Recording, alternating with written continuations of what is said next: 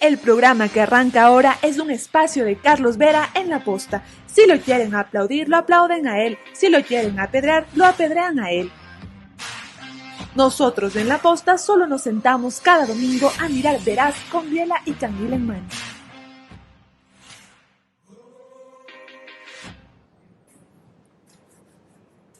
Bienvenidos a una entrevista Veraz con Emilio Palacio, al cabo de casi 5 años tras haber sostenido otra en Miami, en un espacio que tenía que se denominaba Ahora a Quemarropa.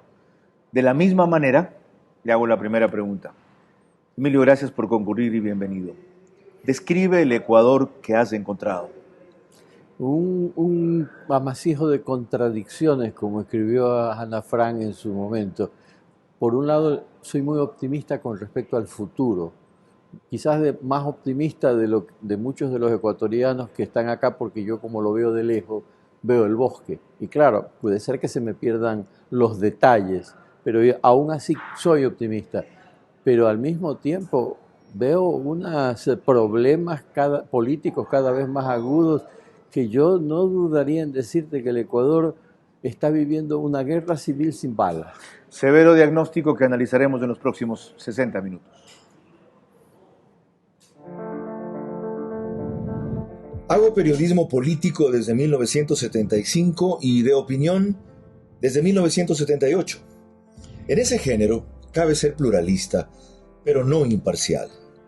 Mi experiencia en la búsqueda de democracia exige dejar fuera a quienes la dinamitan y criticar a quienes la construyen para que el modelo sea veraz. Respondo aquí por lo que opino. Mis invitados por lo que expresan. Nada de eso compromete o representa a este medio. Una entrevista veraz es la mejor forma de conocer la verdad. A eso los invito. Ahora. Este espacio veraz se emite gracias a Banco Bolivariano, Telconet Latam, Vaporex, Ban Ecuador.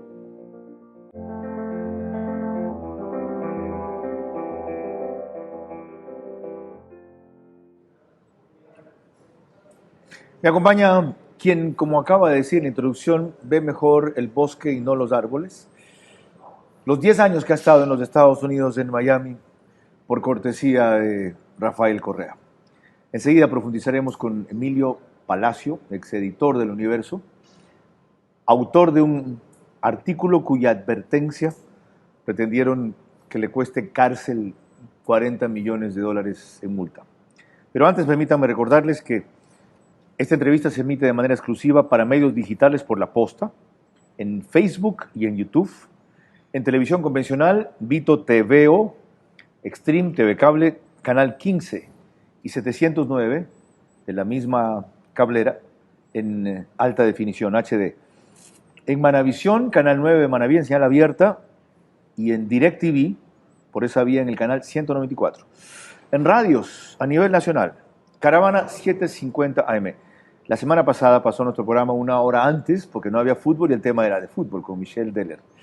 Y también a nivel nacional, D-Blue 88.9, quienes hacen transmisión simultánea, en este caso fue a las 21 horas. La parte central de la Sierra Extrema, 92.5 FM para Cotopaxi y Tungurahua. ¿Ves una guerra civil sin balas? ¿Por qué? ¿Entre quiénes, Emilio?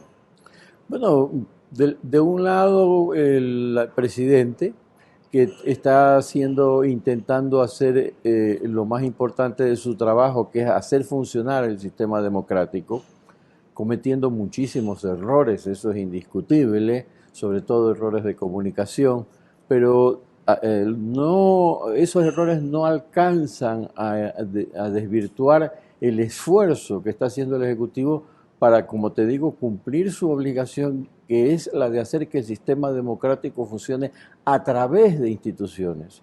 Esa es la parte buena. No a través de la voluntad del presidente solamente, sino de que la Asamblea tenga un rol, la justicia, etcétera, etcétera. Ese es el intento del presidente. A través de instituciones. ¿De cuáles? De las que dejó la estructura corrupta del correísmo con la Constitución a su manera aprobada por el correísmo. Entonces, no está ahí el primer problema, que él pretende, perdí el control del mundo, que siempre está en mis manos. Ok, te ríes, ¿no? ¿Ya? Entonces, para esta cuestión, disculpe. Ya, no es un error lo que él pretende hacer con un esquema que no fue hecho para eso, y por lo tanto lo primero que tenía que hacer es lo que no ha hecho, la consulta que nos prometió. Había 11 preguntas que acordó con los socialcristianos. Bueno, creo que estás diciendo una parte fundamental del problema, quizás el meollo de todo, que ese país del reencuentro que Guillermo Lasso vislumbró y prometió, no se ha dado ni se va a dar. Y quizás el error del presidente es no haberse dado a cuenta a tiempo. Incluso sigue intentando negociar con una asamblea que ya es hora de sacar las conclusiones. No quieren negociar. ¿Has tenido oportunidad de decírselo, Emilio? Bueno, cuando hablamos en Quito, recién había yo llegado y quería ser cuidadoso. Esa misma tarde, o creo que al día siguiente, se votó la ley de inversiones y ahí quedó claro.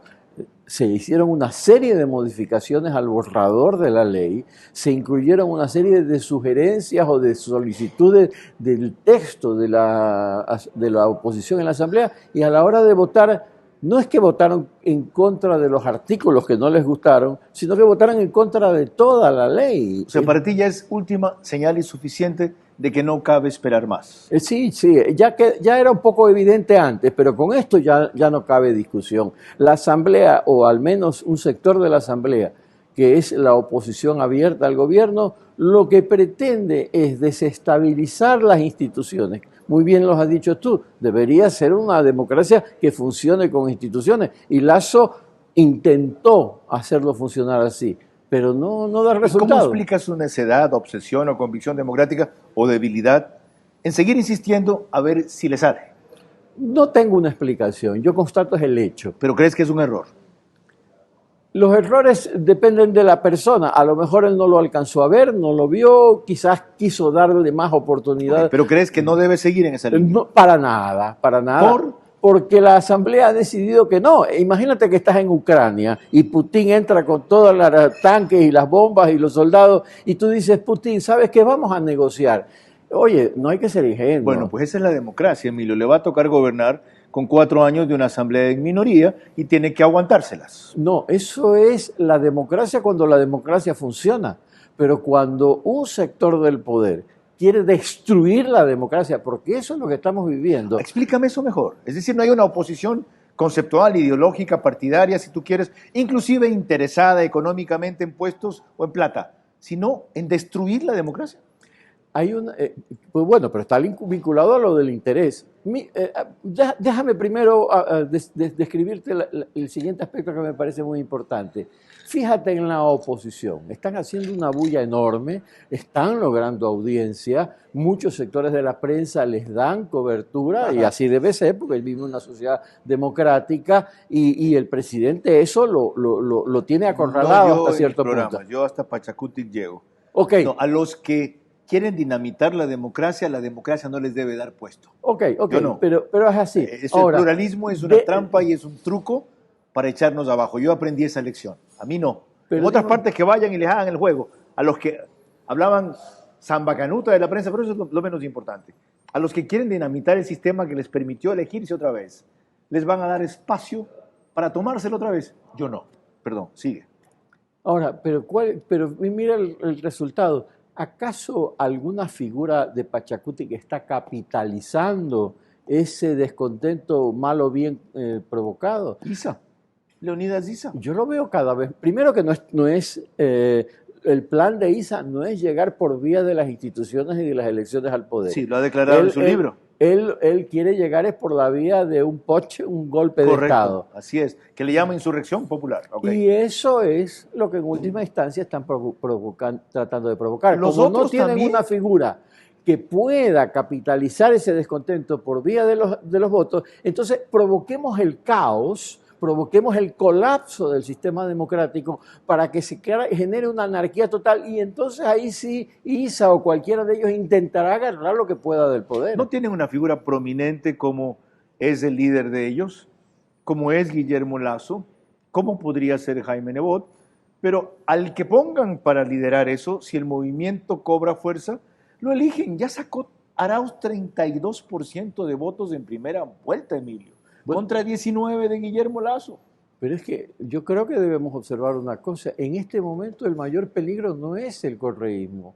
En cuanto a Correa y sus adeptos que están tratando de lograr también sus propios objetivos. Estamos hablando de fuerzas que se opusieron al correísmo. Pachacuti, la izquierda democrática, que no lo hizo como nos hubiera gustado, pero que estuvo en la oposición. Y entonces esa gente que nosotros pensábamos que nos íbamos a unir, el reencuentro del que habló Lasso, Pachacuti, que fue pateado, perseguido y arrastrado por el piso, que se suponía que íbamos a reencontrarnos entre todos después de que en las elecciones entre Lasso, Yacu Pérez y Herba hubo tanta polémica. Bueno, ahora nos reencontramos. No, ellos se convierten en un nuevo protagonista. Entonces ya la pelea no es solo contra Correa, que está esperando ahí en la sombra para ver qué consigue. O sea, los cubren a ellos de tontos útiles y de burropié. Eso es lo que están haciendo. Aparecen como punta de lanza, abren el camino y venden nosotros después. ¿Ese es el juego?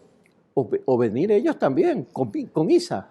Yo no descartaría que ellos lleguen al poder no por vía de Correa, sino que por vía de la anarquía y del desorden, de la caída de las instituciones. ¿Por qué la quieren sacar a la señora Yori de la presidencia? ¿Acaso esto es parte de un intento de hacer que la asamblea funcione de manera más ordenada? No, debe haber ahí en esa asamblea unos 15 o 20 asambleístas que en su interior están diciendo, bueno, yo aprovecho y me convierto yo en presidente. O yo me hago vicepresidente. Sí, el plan de ellos ni siquiera es que asuma Virgilio Saquicela ni Yesenia Guamaní, sino echar abajo todas las cabezas, tomarse la asamblea por esa vía, cambiar los organismos de control, generar impunidad, anular juicios. No me pregunten detalles de cómo, pero han hecho barbaridades mayores, como perdonar a quienes incendiaron Quito.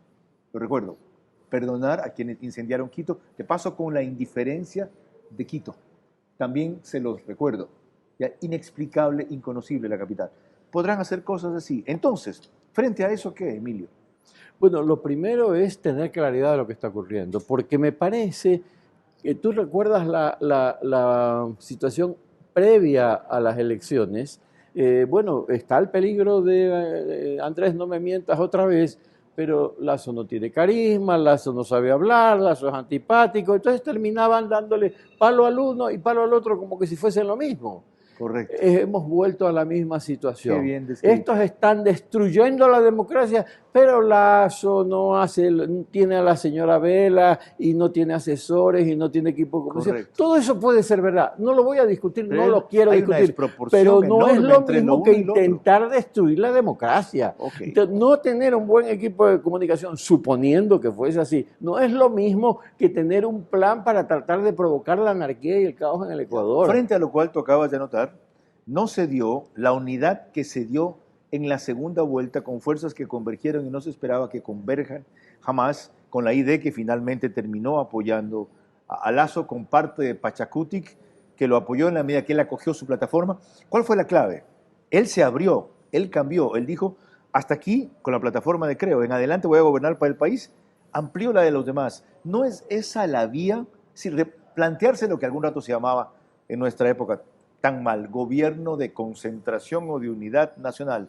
Simplemente replantear la alianza y gobernar con esas fuerzas. Bueno, es lo que intentó Lasso y creo que el esfuerzo es visible.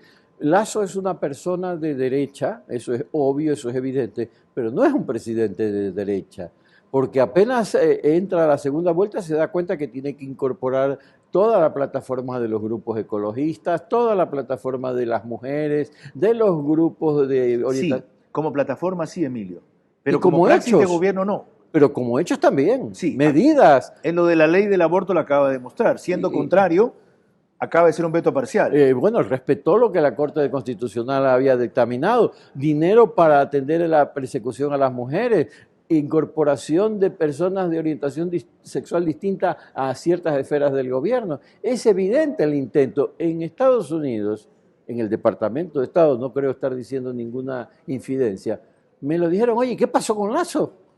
Que de repente nos sorprendió porque pensábamos que iba a ser un gobierno de derecha y está haciendo un gobierno de centro muy equilibrado, Sí. o al menos está intentando hacerlo. ¡Qué alegría! Tú sabes que en este momento la izquierda del Partido Demócrata está en el poder. Sí. Y esa izquierda del Partido Demócrata se quedó, ¿qué pasa acá? ¡Qué buena noticia! Se siente próxima a lo que se está haciendo. Ok, si las cosas van así, la pregunta es que responderá Emilio al continuar.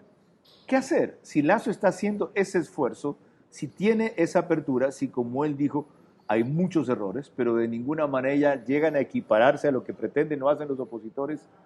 ¿Qué hacer? Lo tratamos enseguida.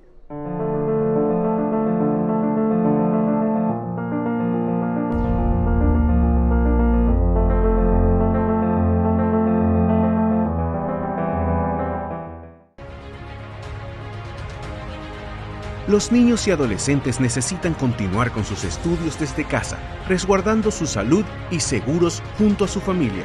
Es por esto que hemos implementado más de 1.700 nuevos puntos de Internet Wi-Fi gratuitos para su uso y disponible las 24 horas del día. Lograremos salir adelante durante estos tiempos difíciles. Telconet Latam. Somos más.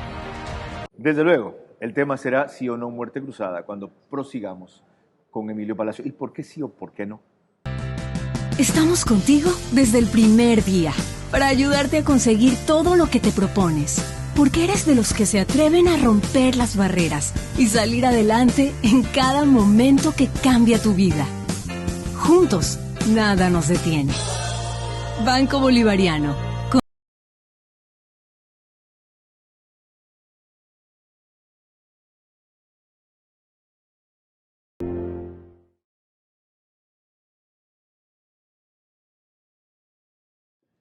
Proseguimos esta entrevista veraz con Emilio Palacio, no sin antes recordarles que es posible gracias al auspicio de Banco Bolivariano, Telconet Latam, Vaporex y Ban Ecuador.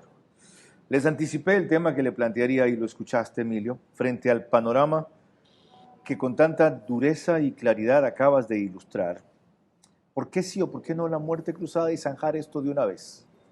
Es evidente que hay que ir a una salida institucional, algún tipo de elección, algún tipo de consulta, alguna resolución de los organismos del Estado. Podría ser la muerte cruzada, podría ser la consulta popular, pero en este momento esa no es la discusión, porque en este momento el pueblo iría a las urnas sin entender lo que está pasando, porque nadie le está diciendo al pueblo, ¿sabes qué? Vamos a una elección, no a elegir el mejor presidente, como no fue esa la consigna en las elecciones pasadas. Vamos a elegir entre la democracia y la anarquía y el caos. Ya, pero es que las elecciones no son en este momento, serían en 6 meses. Y hay tiempo para hacer esa pedagogía. Yo creo que primero es de responsabilidad de todos nosotros explicarle al país lo que está ocurriendo. Y en base a eso, viendo la respuesta de los ciudadanos, ahí tomar el camino que haya que escoger, porque quizás el camino no sea la muerte cruzada, sino una consulta popular, o no sé, eso los abogados tienen múltiples respuestas, muchas alternativas diferentes. Yo creo que para decidir cuál es la alternativa correcta tenemos que escuchar al pueblo. Okay. Y para escucharlo al pueblo, primero el pueblo tiene que tener el diagnóstico. No se trata de decidir si reelegimos a Lasso o elegimos otro presidente. Se trata de decidir si nos mantenemos en la democracia o vamos a la anarquía. Y por lo visto, ¿tú crees que si hacemos esa pedagogía el pueblo va a entender, va a cambiar y va a apoyar? Bueno, eso sí es la democracia. Hay que intentarlo y si el pueblo lo hace, lo hace. Y si no lo hace, pues hace. ¿Qué vamos a hacer? No estás seguro del resultado. No, eso sigue siendo una lotería. No, lotería no es. Pero en ciencias sociales tú nunca... Es como cuando vas al box. Tú no puedes decir, no, ese ya está muerto. No, es una pelea. Y gritas, dale, pégale, porque tú crees en tu... Ok, aún así hay un nivel de riesgo, pero a tu juicio es menor. Es reducir el riesgo a lo que obligatoriamente tenemos que reducir. ¿Quién te ha dicho a ti que al pueblo le importa democracia o dictadura? Al pueblo le importa comer primero, tener medicina segundo, trabajo después y ahorita sobre todo que no lo maten cuando sale a la calle. Eso. Yo creo que es verdad, el pueblo quiere eso, pero no solo quiere eso. Y eso no lo va a resolver a corto plazo el gobierno, entonces le puede decir lo que quiera. Y además, como la oposición controla bandas del narcotráfico, van a mover sus resortes para hacer la vida más invivible todavía. Si el pueblo lo único que le interesa comer, pero si lo único que le interesara es el dinero, el señor Andrés, no mientas otra vez, hubiera ganado porque ofreció $1.000 apenas yo gane las elecciones. Yo no dije que es lo único que le interesa. Lo sé, y yo estoy explicándote mi punto de vista. El pueblo dijo, sí, está muy bonito los $1.000, pero aquí se necesita otras cosas. Me gasto los $1.000 y a los 2 días ya no tengo nada. Entonces, el pueblo necesita esta explicación. Déjame decirte una cosa. Claro. Ningún populismo, para irnos a los populismos, ha tenido éxito a base de regalar bonos.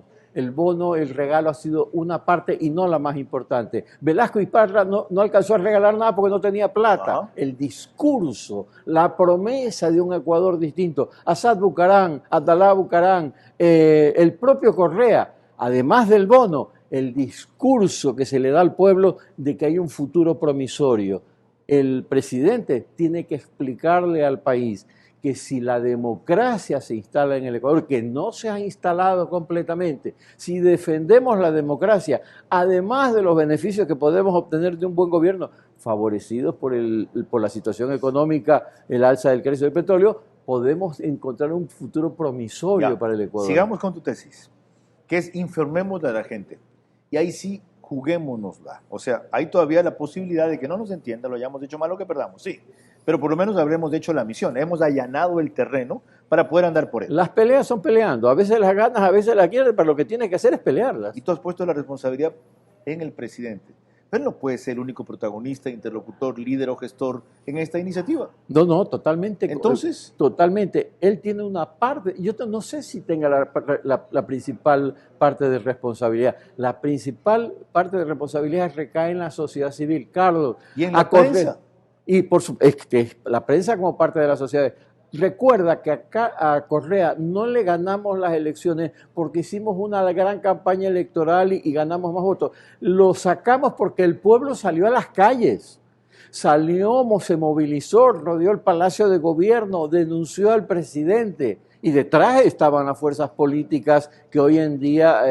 ¿Dónde están esos líderes que hicimos eso? Me incluyo porque tú estuviste en una movilización que no fue política, fue en Pedro Carbo el 9 de octubre en respaldo a ti, pero yo armé otras por la revocatoria del mandato, Andrés Páez movió otras también. En fin, ¿qué pasó con esa gente? ¿Qué pasa con este país que has encontrado así, en la inopia casi? Bueno, tú lo deberías saber, Carlos. Tú fuiste el primero que convocó a las calles efectivamente en solidaridad conmigo. Carlos Vera salió y decir, no podemos quedarnos indiferentes, vamos a las calles a demostrar que tenemos respaldo. Pusimos 5.000 personas cuando todo el mundo se moría de miedo, ahí en Pedro Carbo, así el es. 9 de octubre. Y así es, y luego eso empezó a crecer, y de repente en Quito habían centenares de miles de personas que pusieron al país... Contra Correa en el esplendor de su poder. Así es, y ese acorralamiento es lo que luego lo lleva a él a la conclusión, yo no me puedo lanzar de candidato porque voy a perder. Por eso busca Lenín Moreno, y entonces eso es lo que tenemos que intentar ahora. Andrés Páez esta vez fue el primero que dio el ejemplo. Fueron poca gente. 3.000. Pero así se comienza. Ningún proceso de movilización social se produce de la noche a la mañana. Es un proceso que hay que construirlo. Tú le pones énfasis a que se movilice y esperanza y necesidad de que se movilice la sociedad civil. Yo te pregunté algo sobre la prensa. ¿Cómo ves el rol de la prensa en esta coyuntura tan disímil, tan disperso, tan distinto, tan incomprensible respecto a la coyuntura actual, en que creen que apoyar a Guillermo Lasso es ser gobiernista o que apuntalar sus aciertos de ser entregado, y se han dedicado en la mayoría a este ejercicio del pluralismo que yo respeto, pero no comparto, a darle aliento y voz a los que quieren dinamitar el sistema. ¿Cómo evalúas ese papel? Te puedo poner un ejemplo que nos saque del Ecuador, de América y vámonos a Europa. Seguro. Hace 3, 4 años, cuando se cubría el conflicto entre Ucrania y Rusia, CNN, el Washington Post, New York Times, cumplían con su obligación de informar. Bueno, el presidente de Ucrania dice esto, el señor presidente de Rusia, Putin, dice lo demás acá, los analistas opinan. Pero cuando las tropas de Rusia entran a Ucrania, cambia la situación. Qué buena Ya no comparación. es esto no es un debate, esto no es una discusión a ver qué opina cada uno. Esto es quién está disparando contra quién y quién es el que está tratando de destruir y acabar con la vida de los seres humanos. buena Y entonces comparación. acá está, me parece que no nos hemos dado cuenta Así de es. que no es que las tropas de Putin están afuera, sino que ya entraron y ya están matando gente. Te repito, sin balas, pero ya la democracia está siendo asesinada en el Ecuador. ¿En dónde ves los asesinatos a la democracia? ¿En actos como qué? ¿En gestos como cuáles? ¿En acontecimientos como cuáles? De paso, qué buena comparación. O sea, es como si en esta circunstancia tratamos igual al agresor que al agredido, ¿ok? Al invasor que al invadido. Antes de la agresión está muy bien. La prensa tiene que ser objetiva, informar los dos caras de la moneda. Pero cuando... Es lo mismo que Correa. Hasta que Correa llegó al poder, no recuerdo tú, pero yo nunca dije por quién iba a votar. Así es. Me parecía que no era... Yo desgraciadamente sí, lo apoyé en la Bueno, segunda vuelta. pero sí. ese es un estilo que muchos periodistas han tenido y es respetable. El New York Times, todas las elecciones Correcto, te dice se por quién iba a define, votar. se Y pronuncia. nadie ve mal eso. Es verdad. No era mi estilo. Pero cuando Correa llega al poder y empieza a atacar a la democracia, ¿sabes qué? Guardo mi estilo en este bolsillo y saco de acá el otro estilo, que es a defender la democracia con todo. Bueno, qué formidable. ¿Y qué lección de este hombre que casi paga con su vida, pero ciertamente ha pagado con su proyecto de vida esa decisión que recuerda que tuvo que tomar? Y si alguien tiene calidad moral para recordarlo y exhortar a que hagamos lo mismo muchos más, es él. En esta entrevista del martes pasado al Universo le dice: destruyeron mi proyecto de vida. Eso no está en la sentencia, que a propósito incluye una indemnización no solo insignificante, pero diría que hasta burlesca, siendo lo menos importante de lo que él buscaba, no deja de ser trascendente. Eso lo haremos después. Pero cuando volvamos, vamos a completar este análisis que estamos haciendo y precisar a qué se refiere él cuando dice que ya ve una guerra civil sin balas que está destruyendo elementos de la democracia. ¿Cuáles? Lo contestará enseguida.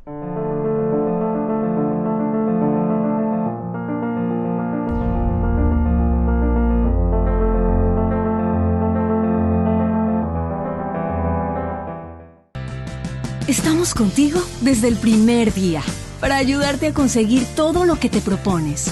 Porque eres de los que se atreven a romper las barreras y salir adelante en cada momento que cambia tu vida. Juntos, nada nos detiene. Banco Bolivariano, contigo. Emilio Palacio precisa a qué se refiere con esto de que ya están acabando con instituciones de la democracia.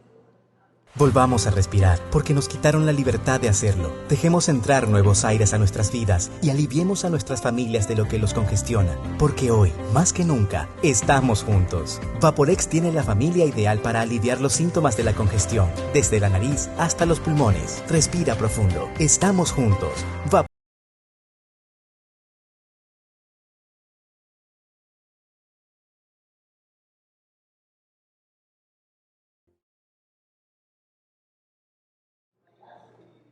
Tercera parte de esta entrevista verás con Emilio Palacio, que llega por ustedes o hacia ustedes gracias a La Posta, a Vito TVO, Manavisión, Radios Caravana, Di Blue y Extrema. Y nos quedamos en que él hablaba en un parangón muy interesante relacionado con la guerra, que no es la guerra sino la invasión y la masacre Rusia-Ucrania, con que aquí ya estamos en guerra en el sentido político y se están destruyendo instituciones de la democracia. ¿Cuáles? Yo veo que todas funcionan. Bueno, te podría poner varios ejemplos, Carlos. Uno de los que a mí más me impresionó fue esta amnistía a los delincuentes. Alguien me ha dicho que no, que también había algunos que valía la pena darle la amnistía. Puede ser. La mayoría. Supongamos, pero metieron 8 delincuentes. Supongamos que fuese así, pero todos reconocen que en esa lista se le dio el perdón y el olvido a un grupo de delincuentes, dejando a un lado lo que dicen las leyes, lo que dice la Constitución que ellos hicieron. ¿Y no era eso mejor? Lo que dice ¿No sacrificar lo que 260 inocentes por culpar 8 delincuentes? No, eso es una trampa, pues. Eso es, yo no sé si tú te recuerdas la decisión de Sofía, donde el nazi le dice Sophie's a la esposa, Choice, escoge a uno de tus hijos y al otro lo voy a matar. Señor, sí, y entonces señor. ella dice, Bueno, es madre después de todo. Bueno, tengo que salvar a mi hijo aunque el otro lo asesine. Dios. Pero eso es la madre. Qué No buena- puede ser que los asambleístas hagan eso. Qué Eso buena es otra com- cosa qué completamente buena comparación. diferente. Ya, y viendo que eso se venía, ¿por qué no reaccionamos? Porque así somos los ecuatorianos y así son todos los Emilio, pueblos del mundo. eso tomó meses. La Asamblea decidió votar en paquete, estábamos advertidos, sabíamos que eso se venía y sucedió. Y van a suceder cosas peores, Carlos. El Ecuador, yo digo que es como una especie de, no sé, una especie de corchito, ¿no? Que se hunde, se hunde, se hunde. Y Quito se deja Y cuando avasallar. tú crees que ya está a punto de desaparecer, reflota. Por eso digo que tu tesis no funciona, porque este país no es el que dejaste, y se deja pintar la cara Quito, la ciudad tan hidalga y altiva de esa manera. Se convoca esa concentración, van 3.000 personas, van 2 a poner una causa en la Corte Constitucional, Andrés Castillo y Patricio Alarcón. Yo no conocía ese Quito en el cual viví. Y a esa gente quieres tú trasladarle como sociedad civil el deber de recuperar la democracia. Sí, y va a ocurrir, Carlos, porque así son los ¿Eres procesos. necio o optimista? ¿Qué diablos eres? A lo mejor las dos cosas.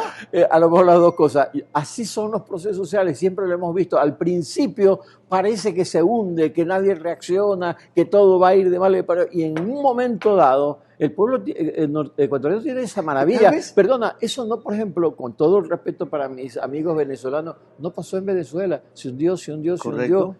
y llegó al fondo. Emilio, y luego tal vez salir estás de juzgando eso. por tu caso. O sea, yo no me imaginé, no es que no lo quise, no me imaginé estar celebrando lo que ahora celebramos, que estés de vuelta, que haya vuelto tras 10 años, que tengan una sentencia de la Corte Interamericana de Derechos Humanos favorable, que quienes no creían en ti por lo menos te hayan entendido, tú no necesitas ser reivindicado, que el presidente te haya puesto como a pocos una condecoración que recontramereces, Gracias. que se nos hayan salido las lágrimas de ver tu intervención ese día y a ti también, pues estás juzgando por tu caso, tú eres una excepción, tú no eres de este país.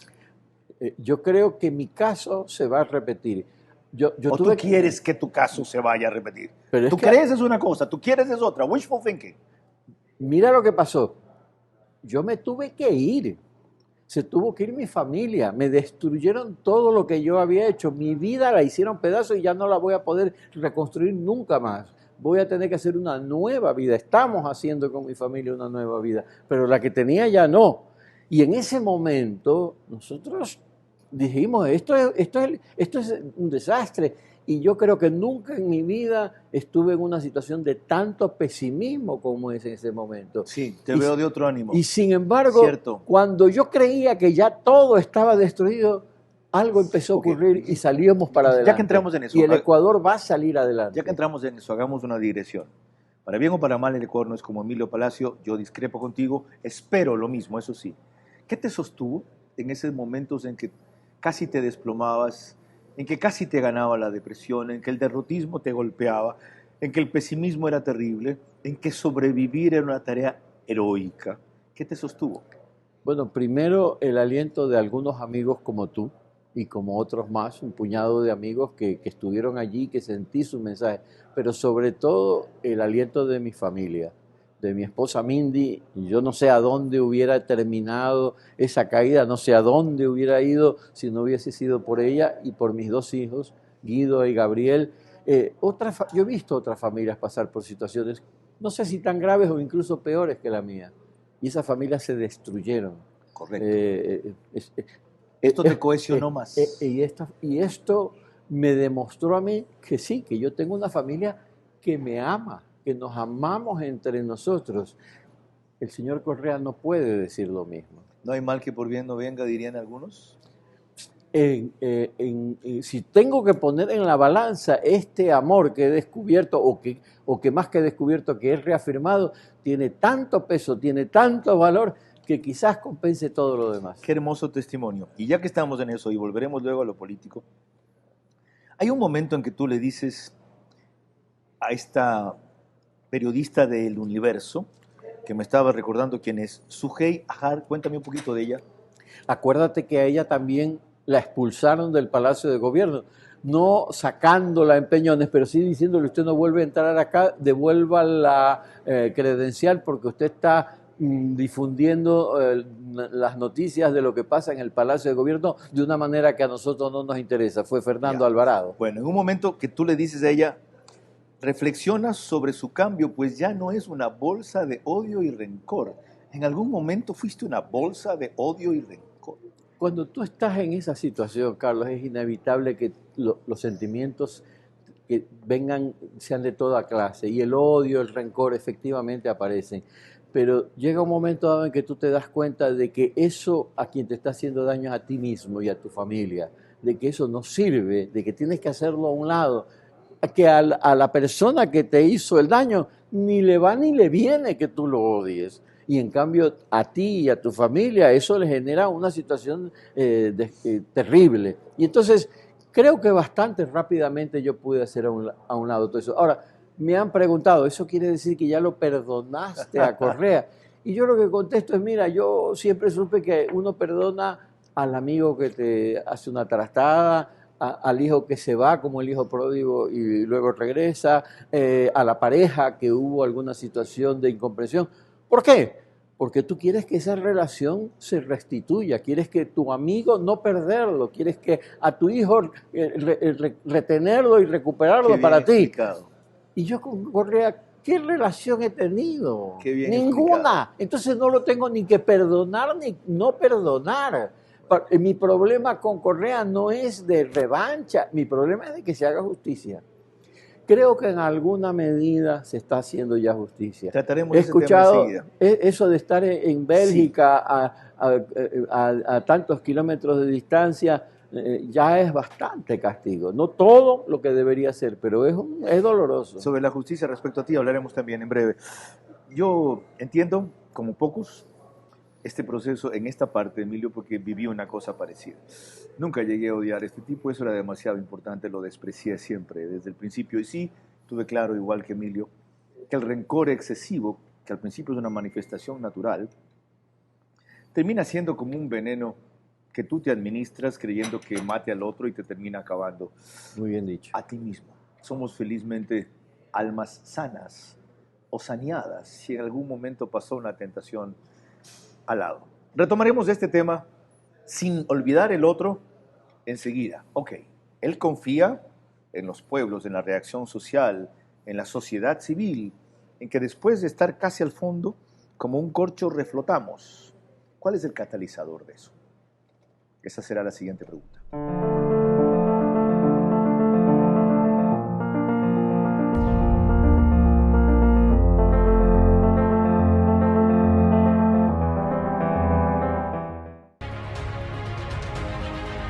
Los niños y adolescentes necesitan continuar con sus estudios desde casa, resguardando su salud y seguros junto a su familia. Es por esto que hemos implementado más de 1.700 nuevos puntos de Internet Wi-Fi gratuitos para su uso y disponible las 24 horas del día. Lograremos salir adelante durante estos tiempos difíciles. Telconet Latam. Somos más. Pregunté por el catalizador de una reacción que espera Emilio Palacio para que se produzcan las condiciones que a una salida constitucional como consulta, muerte cruzada, quién sabe si constituyente también, podrían volverlas exitosas. Nos lo cuenta al volver.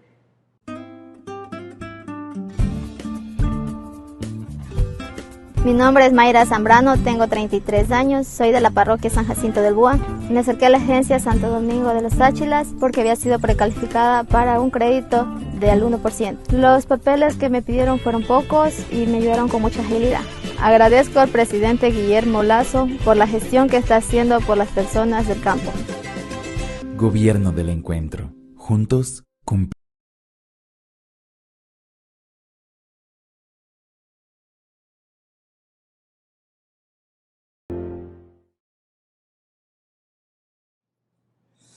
Proseguimos esta entrevista con Emilio Palacio, que tocó su circunstancia personal, el fallo que ha obtenido, la actitud que tiene frente al revés, que acabó con su proyecto de vida. Como él dice, testimonio quizá mucho más valioso en lo personal que todo lo que estamos tratando en lo político, pero no quisiera dejar esto último incompleto. El catalizador de esa reacción popular tiene que venir de una actuación gubernamental que marque una ruptura, un golpe de timón, una renovación, un replanteo de la plataforma. ¿Por dónde debe ir? ¿Guillermo Lasso es quien tiene que tomar ese liderazgo o consideras tú que progresivamente, no espontáneamente, se va a generar este alineamiento de las fuerzas sociales con una causa democrática más importante? Yo no quiero esperar todavía a una reacción en las dirigencias políticas.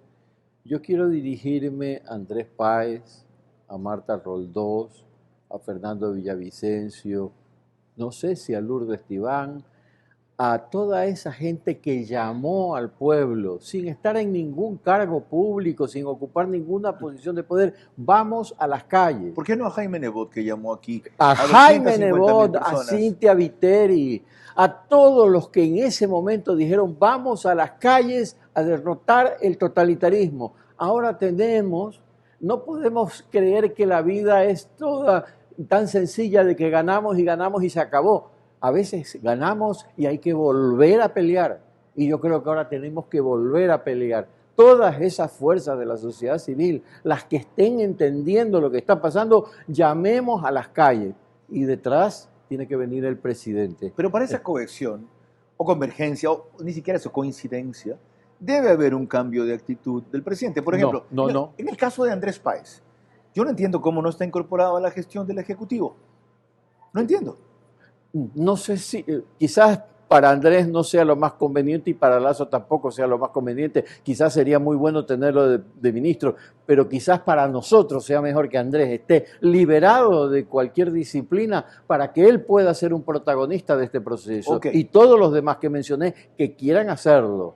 En el caso de Marta Roldós, la veo muy distanciada por alguna mención que hizo el presidente de Jaime Roldós en su discurso y una carta muy enérgica de reclamo que le mandó León Roldós, más una respuesta igualmente dura de Guillermo Lasso, y se acabó esa coincidencia. Pero es que esta no es una discusión sobre si estamos o no estamos con Guillermo Lasso. Algunos podemos estar, otros pueden no estar. Acá la discusión es, ¿estamos con la democracia o con el caos y la anarquía, como le dicen ahora, mariateísta, para provocar una revolución del pueblo? ¿Y por qué no se entiende eso? Porque no se lo ha dicho, porque la sociedad... También la inercia social cumple un papel. Y entonces dijimos, ganamos las elecciones, ahora sí volvemos a la democracia, qué lindo. ¿Quién debe decirlo? Y cuando nos dimos cuenta, resulta que no era así. ¿Quién debe decirlo? No se lo ha dicho. ¿Quién debe decirlo? Tú, yo, todos y también el presidente. Tiene también él la obligación de decir. Yo ¿qué haría si fuera Guillermo Lasso? ¿Cómo me dirigiría al país? El intento que yo hice del país del reencuentro, el de unirnos todos para hacer una nueva democracia, ha fracasado. No hay no la veo en lo inmediato. Ojalá que me equivoque. Ojalá que mañana salgan algunas de estas fuerzas y me digan, no, presidente, a ver, vamos, adelante, empujemos juntos. Pero mientras eso no ocurra, el presidente de Ucrania no puede decir, a ver, Putin, ven, dame un abrazo. Ya. Me están disparando, entonces salgamos a defender la democracia. Pero en vez de hacer eso, Guillermo Lasso no puede hacer eso, porque se ha dedicado a inaminar los puentes que le contactaban con esa gente, a decir que el líder principal de la ID es un evasor de impuestos, a señalar 5 asambleístas por planteamientos corruptos, sino por lo menos éticamente absurdos, a cambio de que entregar un voto. ¿Cómo se puede lograr comprensión o apoyo con esa actitud de yo contra todos? Yo creo que el presidente ha demostrado que cuando los problemas llegan a determinada temperatura, él ha sabido reaccionar y ha sabido dar una respuesta apropiada. Después de la primera vuelta vimos un proceso de maduración de Guillermo Lasso que asombró no a los ecuatorianos, al mundo entero. Así al mundo entero. Desgraciadamente o ventajosamente, así ha probado ser Guillermo Lasso. Y ante la presión extrema, saca lo mejor de sí. Y pues probable, yo veo que la presión ya está llegando a su tope máximo. Es muy probable que dentro de poco, yo de hecho ya lo vi un poco el día viernes, esa reacción con todo lo que tú quieras que puede no haber sido lo más apropiado, pero esa reacción ya de decir, pero es que no están permitiendo que, no que yo gobierne, es que no están permitiendo que la democracia funcione. Por eso es que yo esperaba el seguimiento, como le llaman los gringos del follow-up, y no se dio, y enseguida recularon, y en el momento, y no todavía, y esperemos. Pocas veces el tren le pasa 2 veces a una persona, a Guillermo Lazo le ha pasado 3. Es decir, que 3 veces ha habido condiciones para que la gente entienda si tiene que cesar a la asamblea. Y el señor sigue esperando el momento ideal en vez de aprovechar el momento oportuno. Bueno, también pongámonos en sus zapatos. Si tú abres la prensa y hay disparos contra la asamblea y 2 disparos contra Lazo, una crítica a la oposición y 3 críticas a Lazo, también es probable que la interpretación del presidente esté transfigurada por esta confusión y no alcance a ver que el pueblo es mucho más inteligente de lo que estos analistas a veces entienden. Qué buena descripción. Ahí hay 2 cosas que estás diciendo. 1, la prensa está equivocando su tipo de crítica, tratando igual a un demócrata que a un tirano. Yo no lo voy a hacer, dije, pero yo no soy toda la prensa y apenas un segmento de la opinión en la prensa. Estamos, colegas, tratando igual a un demócrata que a un tirano. Y simplemente no puede ser. Lo estamos haciendo. Y la segunda, la gente no necesariamente reacciona como la prensa dice, ni la prensa es un rector de opinión infalible con la prensa. Ya lo vimos en la votación.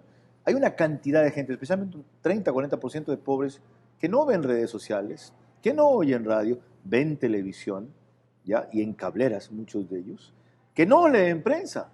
Y el gobierno está subestimando ese apoyo que tiene o que puede tener. Y a mí me da la impresión de que incluso los sectores del pueblo que ven este bombardeo mediático y más que mediático a través de las redes sociales, no es que necesariamente sacan la conclusión, es que debe ser así, este Lazo parece que está perdido. No, yo lo que creo es que nuestro pueblo, muy sencillo, dice, bueno, aquí pasa algo. Si tanto lo critican, algo habrá. Correcto. Y está esperando a que se aclare el panorama. El pueblo no creo que ya haya sacado una conclusión, porque si fuera así, entonces ya la oposición estaría capitalizando ese descontento y ya veríamos un crecimiento de la imagen de las fuerzas de oposición. Yo lo que veo es que el pueblo dice, bueno, esto es oye, más desprestigio el otro día, no sé si te provocó gracia los asambleístas que salieron a decir, el malvado del presidente nos quiere desprestigiar. Oye, sí, pero, oye, mismo, ¿no? Eso no se puede porque ya están tan desprestigiados que ni Lazo, ni tú, ni yo juntos podemos desprestigiar más a la asamblea. Creen ellos. Pero sí, lo que sí puede lograr la asamblea es que el pueblo mirando a Lazo diga, bueno, ¿qué será lo que está pasando? A ver, esperemos a ver qué dice el presidente. Y ahí tiene muchas opciones constitucionales que hemos explorado en otros programas, yo en otros espacios, y que están a disposición del presidente. Ojalá sepa hacer la lectura correcta, tenga el entorno que se lo permite y evalúe los escenarios y ajuste el equipo como corresponde a estas alturas del gobierno. ¿Ya? Hay ministros invisibles y hay otros inútiles, que es peor. Porque pueden haber algunos que no se vean, pero que sí funcionan y trabajan. Y hay otros que ninguna de las 2 cosas. Ha demostrado Emilio Palacio hasta aquí, nos queda solo el bloque final, los 2 argumentos con los que abrió. Que ve con optimismo las cosas y que el gobierno ha cometido muchísimos errores. Fueron sus palabras textuales. Pero aquellos no llegan al extremo de pretender relevarlo y peor, tumbarlo, comparativamente con lo que se busca del otro lado, que no es hacer un mejor gobierno, sino reinsertar otra vez aquí el totalitarismo. Lo último que me queda, enseguida.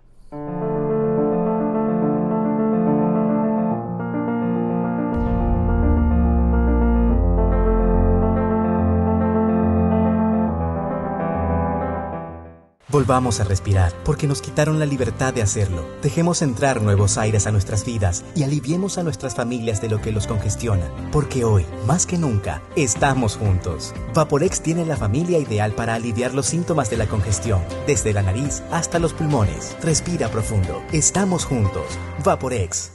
¿Qué va a hacer Emilio Palacio con la escasa indemnización que le van a dar cuando se la dé el Estado ecuatoriano?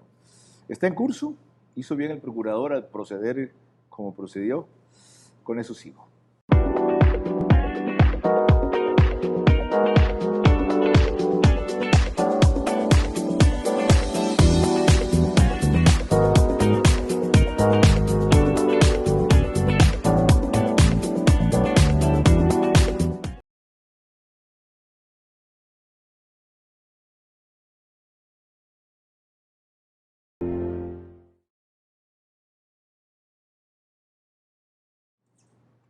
Parte final de esta entrevista verás a Emilio Palacio, cuyos elementos anticipé ya. ¿Cuánto te toca de indemnización? $300.000. ¿Que se deben pagar cuándo? El gobierno tiene un plazo de 1 año para hacerlo y yo estaba un poco temeroso, pero en las últimas semanas he visto una reacción muy positiva, sobre todo de la Secretaría de Derechos Humanos, que es la encargada del procedimiento, que me ha hecho tener mucha confianza, mucho aliento. Veo que hay en esos funcionarios un verdadero interés de hacer respetar. Esta chica, esta doctora Ordóñez es de primera, esta jovencita, así es, de 28 años, una cosa así. La reacción de ella ha sido extraordinaria. Una cosa, la otra. ¿Y la reacción del procurador? Bueno, el procurador ya hizo su trabajo, pues él fue a la corte primero a decir que no, que el juicio había estado una maravilla, todo bien, todo perfecto, cuando se dio cuenta de que eso era una posición absurda porque chocaba con todo el informe de la Comisión Interamericana de Derechos Humanos, entonces empezó a recular y dijo, sí, la verdad que ese juicio fue una barbaridad, terrible, caramba, qué atropello, pero al señor Palacio lo perdonaron. Y como lo perdonaron, no sufrió nada. Él se fue a Estados Unidos porque quiso. ¿Cómo explicas esa barbaridad? Bueno, yo creo que hay funcionarios que son así, ¿no? Que con esta mano son correístas y con esta mano son anticorreístas, porque a veces les conviene mandarle una campanita al totalitario que vive en Bélgica y luego acá le pegan un poco para según cómo vaya. Por si acaso regrese además, que ese peligro está allí, entonces quedó mal. ¿Sí sabes que él es hermano de la ex canciller de Correa? Bueno, no solo eso. Él, cuando se produjo mi juicio, yo dijo que yo no era un perseguido político, que yo era un injuriador, y él luego fue contratado por el Estado, por el gobierno de Correa. Para preguntar si había crimen de lesa humanidad contra el hospital, por lo del hospital de la policía, y él dijo que no había elementos para una acusación así. Lo contrataron para el juicio contra Uribe por la fumigación del glifosato en la frontera, un juicio que se perdió, que no conseguimos nada. Esa no me la sabía y yo. No sé cuánto le costó al Estado. ¿Y él abogó a favor del Estado ecuatoriano porque la indemnización a ustedes sea la mínima? Él dijo que no había necesidad de indemnización porque no ha sufrido ningún daño. Peor todavía. Como lo perdonó, ¿qué daño hay? Peor Así con todavía. una cara de asombro. Y por tanto, Emilio Palacio se fue porque quiso. Dejó de ser periodista en el Ecuador porque le dio la gana. De paso, si prorratean los $300.000 cuando lo concreten Emilio Palacio para 10 años son a $30.000 por año y se lo dividen para meses son 2.500 de salario mensual. Con eso en los Estados Unidos se mendiga. No se vive por si acaso. Yo le dije a la corte, ¿no? Les agradezco mucho porque en la vida uno tiene que ser así, Carlos, lo que sea hay que agradecerlo. $300.000 lo agradezco mucho, pero sí les dije una cosa, mire, ustedes lo que han hecho es que me han devuelto la casa que perdí, porque yo perdí mi casa. Correcto. Entonces esta Los casa, Ceibos. ok, aquí está tu casita. Pero los 10 años, los ahorros que perdí, el terror de mis hijos, el estado emocional crítico de toda la familia, todos esos años de sufrimiento y sobre todo haber perdido el proyecto de vida que yo tenía. Emilio, ¿cómo así no somatizaste eso, o si lo hiciste no lo sabemos, en enfermedad, esa tensión, esa persecución, esa incertidumbre, ese asedio? Se manifiesta en enfermedades. Te veo lúcido y sano. El estrés es una enfermedad, Carlos, que te hace daño, te va minando. Pero como te decía hace un momento, llega un momento dado en que la familia dice, no, carajo, acá nadie nos va a derrotar. Oye, y nos empezamos Emilio, a unir de nuevo, ¿y el de arriba? más firmemente que antes, y de esa manera nosotros salimos ¿Y el de adelante. arriba? ¿Tú crees en Dios? El de arriba ayudó mucho a mi esposa, que es muy creyente. Yo no soy un hombre religioso, Carlos, pero respeto mucho los dije si sentimientos. eras religioso, te pregunté si crees en Dios, que no es lo mismo. Eso es una cosa personal, Carlos. Y no vas a, y no te lo podría contestar con un sí, con no. Y no vas a cambiar. ¿Quieres que hablemos de no has sentido esa ¿Quieres presencia? una discusión de filosofía? No. Invítame a otro programa y hablamos Emilio, de ese tema. ¿Y no has sentido esa presencia de alguna manera en ciertas cosas inexplicables? Mira, alguien me decía, no, los ateos son ateos hasta que el avión se empieza a caer y de ahí creen en Dios. Es probable que ante tanto sufrimiento, ante tanta angustia, yo recupere esa religiosidad. Lo que sí te puedo decir... La religiosidad, diablos, esa fe. Lo que yo sí siempre tuve y lo mantengo, mi madre, que era no era religiosa en el sentido de ser Era una iglesia, creyente. ella era muy cristiana, ella creía en la filosofía de Jesús. Somos. Y entonces, solo la verdad os hará libres y amaos los unos a los otros, son dos preceptos que me los metió. Y aunque yo sea o no sea cristiano, sea o no sea creyente, mi vida la he construido alrededor de esos principios. Okay. Lo último, no podemos perdernos un pensamiento como el tuyo, con la frecuencia que se requiere, superado este trance que te obligó a ser considerado con las condiciones que exigían los Estados Unidos para un asilado político. ¿Cuándo coges las armas otra vez? Bueno, parte del viaje lo voy a dedicar a eso, a revisar las condiciones para reiniciar mi actividad periodística. Yo mantuve mi actividad durante estos años. Pero le bajaste el perfil. Y quiero, modestia aparte, decir que creo que tuvo bastante éxito, tuve bastante rating. Hiciste cosas modernas, impensables. Y además, primicias. Acuérdate tú que yo fui el primero que demostré que Galo Lara era inocente, cuando nadie se atrevía a decirlo, que fui el que denunció que 2 aviones de una empresa de amigos de Correa habían sido capturados por la DEA y el tipo se puso furioso, los Larrea me demandaron y Correa dijo que él quería ser parte del juicio y el avión aquel que fue viajando por el Atlántico y luego llegó a Qatar y luego regresaba. Le seguiste la ruta, le seguiste la ruta y luego la comisión investigadora tuvo que incorporar ese video a la investigación, pero comercialmente, Carlos, fue un fracaso. Porque cuando yo le decía a mis amigos, oye, ponme publicidad, no, Emilio, no, por favor, ¿no? Porque me va a caer el seguro social, el impuesto a la renta, bla, bla. Sabré yo. Entonces eran unas donaciones. Ahora quiero que sea publicidad. Y entonces estoy midiendo el ambiente, ver cómo podría hacerlo. Y si logro, ojalá, entonces retomaría esa actividad. Pero desde Estados Unidos, en Estados Unidos. Todavía no sé, creo que es muy probable. Mi deseo sería volver al Ecuador. Pero tengo una familia, tengo 2 hijos que han hecho su vida allá, que los arranqué de Ecuador y me los llevé para allá, no porque yo quería y su mamá quería, sino porque nos obligaba el gobierno.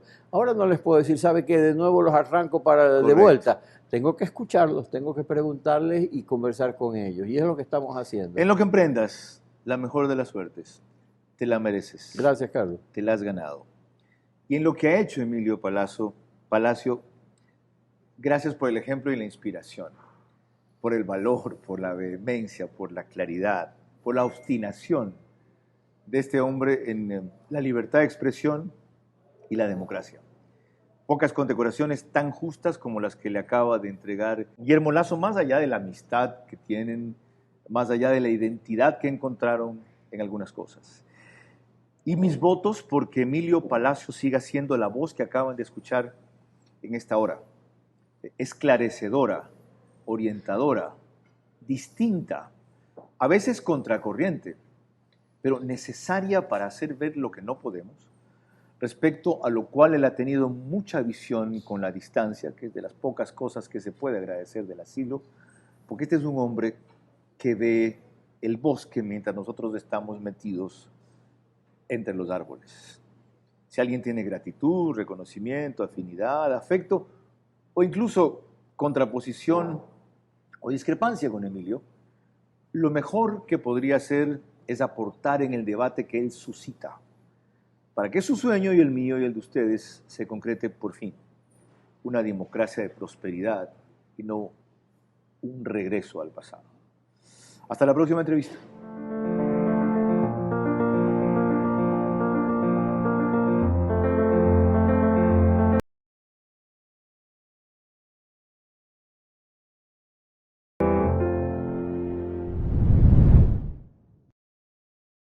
Transmisión simultánea, Vito TVO, Manavisión, Caravana 750 AM, Tiblu 88.9 FM, Extrema 92.5 FM en Cotopaxi y Tungurahua.